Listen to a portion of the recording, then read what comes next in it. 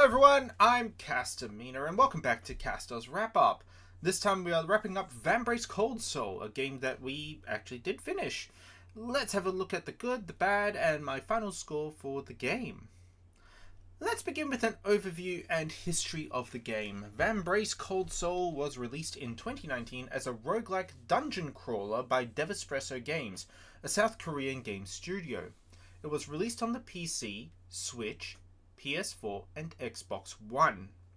The game revolves around a woman named Evelia Lyric, who was brought into the city of Eisner because of two things: her father's journal and an aether brace which she wields.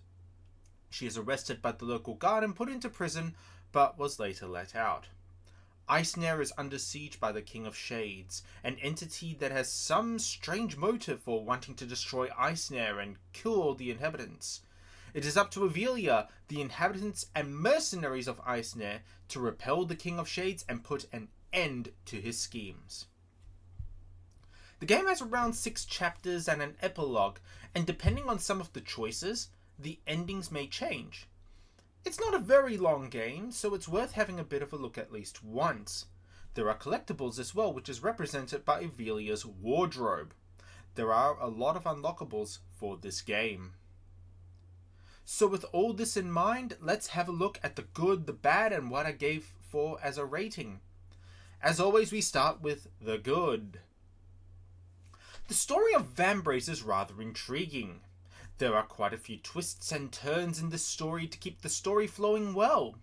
It is always a surprise when you realize what the inhabitants are hiding and who your true allies are. This is a pleasure to deal with, and the ending we got was quite a sweet ending in itself.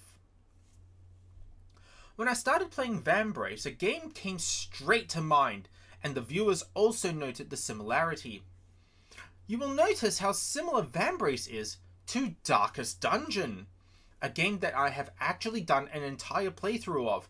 You can see the style of Darkest Dungeon showing through in Vambrace, the way the characters move, the way they attack, and how they attack, the 2 bars you need to keep track of, and so much more. Just remember, Darkest Dungeon came before Vambrace, and this is almost a homage or a heavy nod to how the game influenced Vambrace. When you learn where to go in the different areas of the game, you will find out that the characters do assist you. Because I chose one path instead of another, I got assistance in material form. However, this does come back to bite me later in the game when I needed some assistance and was told to get stuffed by a different character. It is quite interesting, and your choices matter in how things play out for you. Crafting in this game is actually very interesting. I really enjoyed crafting in the game. You can only craft at certain spots and in dungeons, but it is very enjoyable and it makes you feel accomplished when you manage to get something you were after for a while. So that was the good, but what about the bad? The game requires a guide. I'm not going to deny that. I tried to play this game blind, but I found I got stuck really easily without knowing where to go, or I overlooked a possible quest. It is very easy to miss stuff without knowing what you are doing. A guide is also required to finish up the chapters. I struggled through the game without a guide. You can't upgrade weapons or armor. This game is purely focused on items. This can be frustrating as you usually want to upgrade your weapons and armor to face stronger enemies. What that makes you feel like is that you're not getting stronger as time progresses, and this can hinder your experience. It's all about the items and how to best manage them.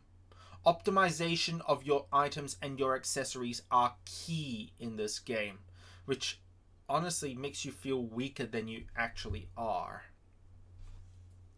Vigor and health, much like Darkest Dungeon, must be managed. Without either one of those, you die. It is a little frustrating because while there are rest stops, it depends on the path you take, and sometimes you will get a whole string of them at once.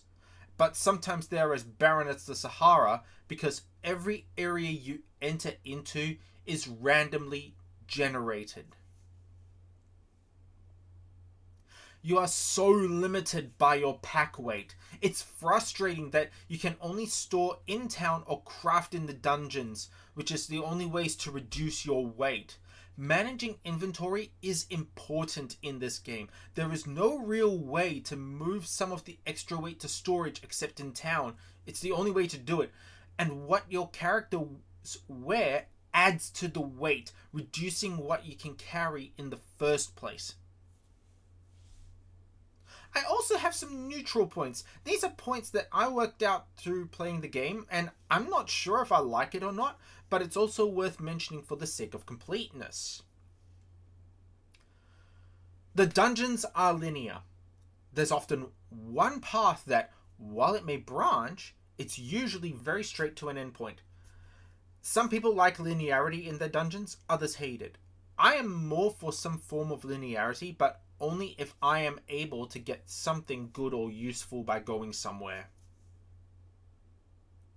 The party is 3 plus Avelia, and I'm not sure if I'm for it or not. On the one hand, it's nice to have a set and forget party, but it feels limiting. While you can change your party to whatever you want whenever you want, when you do, you feel like you lose some of the cohesion. You would have to rethink what your characters do because of the change in party. That would also include positioning, any particular accessories. Be careful, by the way, if you're going to change and have accessories on your characters, because you're going to need to take them off before you send them on their way. Otherwise, you will lose those accessories. So it does make you rethink a lot about how you strategize things. So after all that, how did we go? Well, it took us just under 15 hours to finish the game, and we only finished one loop, which means start to finish. We didn't go back, do a new game plus and start it again. We did not do that at all. We started on the 21st of December 2024 and finished it the 20th of February 25. So roughly about 3 months based on, how often we stream. I gave it a 75% rating on how long to beat. I enjoyed the game, but it wasn't absolutely spectacular. It's certainly worth having a playthrough, especially if you like Darkest Dungeon and wanted a bigger challenge.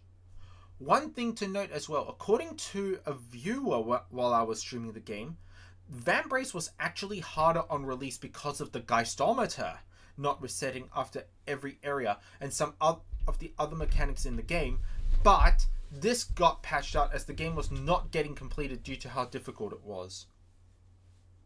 So there you have it. Vambrace Cold Soul is now in the books for completed games. Thank you very much for watching. As we only played 9 sessions of Vambrace Cold Soul, I've included all 9 parts in the description, so check the description. Be aware it was the second game of the show, so please skip forward around an hour 30 minutes. It was right after the commercial break. If you enjoyed this video, please drop a like or a comment on what you like about this game or what you don't like about this game. Until next time, I'm Kastor, and I'll see you guys next time for the next wrap-up.